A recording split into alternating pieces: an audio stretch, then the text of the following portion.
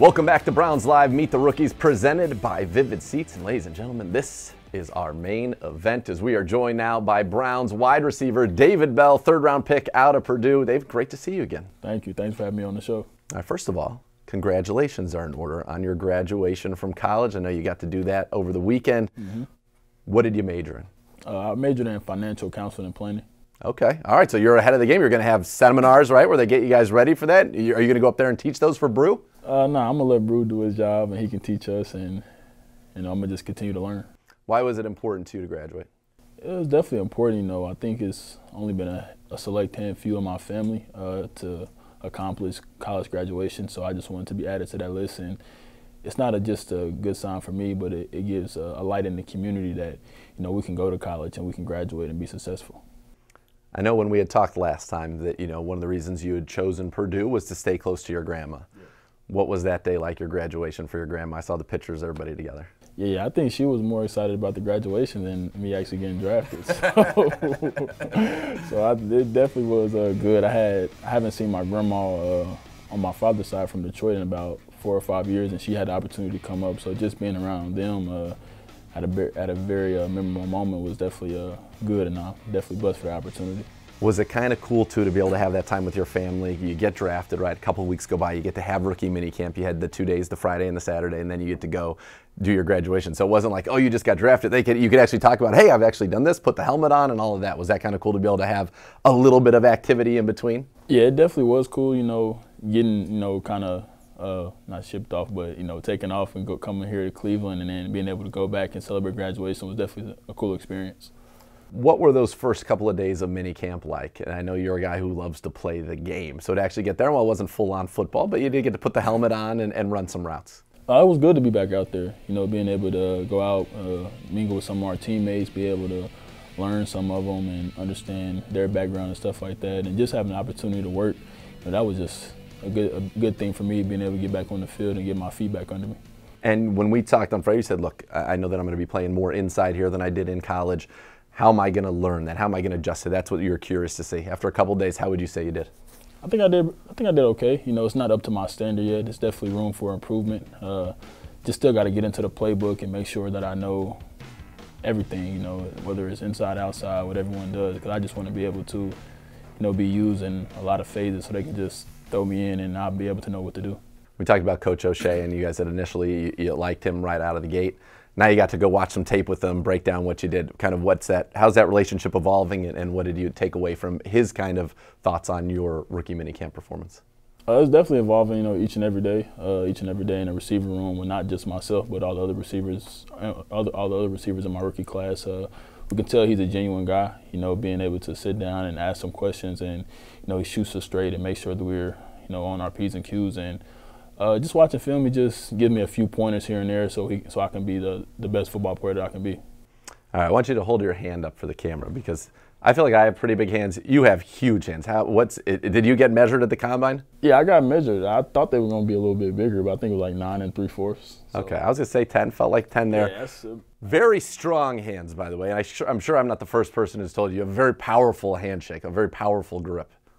Is that something people have told you before? They have. Have you broken any hands? No, I haven't. No. But my grandma taught me that. That's how to. You gotta be firm. Yeah. Because when I used to shake her hand, she'd be like, "Why you shake my hand so soft? Man's supposed to." And ever since then, it's just been. Yeah, there's no mistaking it. There's no mistaking. Shake. So yeah, she taught me, some good things. Yeah, no doubt. I would say in my time here with the Browns, I'm putting you second in terms of the most firm handshake, behind only Kevin Zeitler, who was a guard, very good player, very big guy, very strong guy, rarefied error. You're like the second person where I'm like, okay, I'll be maybe a little tentative when I'm going in there. And I'm not afraid to shake hands, but it's a strong grip. Does that help you? I mean, clearly you have very strong hands. Does that help you catch the football? Yeah, it definitely does. Being able to make contested catches, when people grabbing on you and just have those strong hand muscles definitely is a benefit in today's game. All right, we got a fan question from Zach S. What current or former NFL receiver did you emulate? Did you want to model your game after? Or just somebody that you enjoyed watching because you enjoyed the way they played the game? It's a handful. Off the top, I'd say Allen Robinson. I was a big Allen Robinson guy. Stephon Diggs, Amari Cooper. I've been watching a lot of Keenan Allen, too. I've been watching him for a few years, so I probably have to say those people. I'm going to throw a name at you.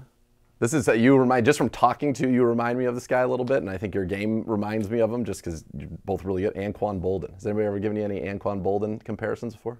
Yeah. So I met with a GM of a team, and that's who he compared me to. So really, it's a great comparison. I know who he is. Yeah. 49ers, Ravens, all that. Yeah, he's a Cardinals. beast. Yeah, Cardinals. Very, very good player. Yeah, he was a good player. So I mean, if my career does pan out like his.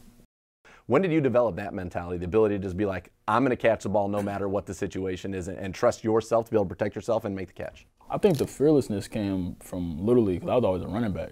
I didn't play receiver until my freshman year in high school. So, of course, you got to run between the tackles and all that. So it was just like hit the hole and then take the hit. And getting hit from a defensive lineman is way different from getting hit from a safety or a corner, so it's less of an impact. But I don't really think about the fear when you're on the field, because I think when you think of it, then that's tendency of getting hurt, not playing as fast as you can. So you really just got to go out there fearless and just make sure you know your assignment and just give 100%. Yeah, I mean, you had a lot of great catches in college that were very much in contested situations. You also had a lot where you got pretty darn wide open, and that's one of the things the coaches like about you. And speaking of, I mean, it's all now it's going viral, right? Kevin Stefanski, we got to get this guy, how much he believes in you. I'm sure that makes you feel good. I know it makes you probably want to prove him right. Definitely. With that much trust he has in me, I just want to come in every day, work, make sure I put my best foot forward and just do my job at a consistently high level. I'm still trying to learn the playbook, and not only learn the playbook, but learn my way around the building, learn people's names and put the names with faces. But, I think once I get everything down pat, I think I can, prove them right, like you said, yeah. All right, this is a question from Sherry L. Lynch. She said, if you had the opportunity to sit down and talk with any NFL player, dead or alive, who would it be and why? I would have to, even though he was in our division, I have to say Ed Reed. Growing up, we was a big Ed Reed and Troy Polamalu fans. Okay. I have to say Ed Reed, just the way that he always had that dog mindset, just on defense, the ball is his, and on special teams, being able to go out there, play aggressive and stuff like that, just to see how, he did his daily routine and what it made him be so successful. All right, we're going to wrap it up with just kind of more of a fun question here, and this one from Baco Nation. What is your favorite TV show? My favorite TV show would have to be Avatar: The Last Airbender. I started watching this when I was about 3rd grade, and I've seen each and every season maybe 30 to 40 times. Wow. So you can quote it. You go verbatim, word for word. And when I'm studying the playbook, I just have it on, just listening to the audio, because I don't need to really see what it is, but I hear the audio, so I already know what's happening. So it's kind of just like a relaxing thing. What do you love about it? Really the character of Aang, basically how he grew into the person he was supposed to be. He didn't know what he was doing at first, but he had a good circle around him to help him reach his full potential, and that's kind of how I'm viewing myself right now. Okay, I like that. Trying to find the good people around me to help me reach my full potential. I think you've come to the right place. We're certainly excited to have you here and hope to see you reach that full potential. I love you putting the work, and great talking to you. And listen, I thought you wanted to be here the whole time. See, he's smiling just like that. All right, folks, hope you had a great time here. This was Browns Live, Meet the Rookies. It was presented by Vivid Seats. And let me just so you know, the NFL schedule is out now. You can be there live for every touchdown and tackle. Check out vividseats.com to find tickets, browse exclusive fan experience packages, and earn unbeatable rewards. From all of us to all of you, thanks again for watching another episode of Browns Live. This one, Browns Live, Meet the Rookies, presented by Vivid Seats. And don't forget to check our social media to see who our lucky #BrownsLive winner was. You're getting an autographed football. Good night, everybody.